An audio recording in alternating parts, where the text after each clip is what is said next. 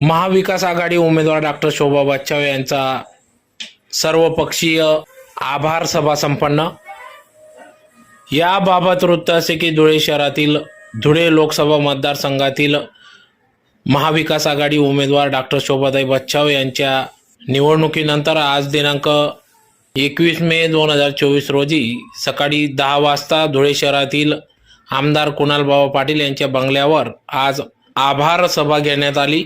यावेळेस आमदार कुणालबाबा पाटील, उमेदवार doctor Shobhatai Bachhav, doctor Dinesh Bachhav, Yuvraj Aba Karankad, doctor Hemant Salunkhe, Ramesh Anna Shrikhande, Shubhangitai Patil, doctor S T Patil, Atul Sonawane, Joseph Malbari, Bajirao Nana Patil, M Aade, Shyamkant Saner, Kishor Dhamale, advocate Jadhav आदी सर्वच पदाधिकारी कार्यकर्ते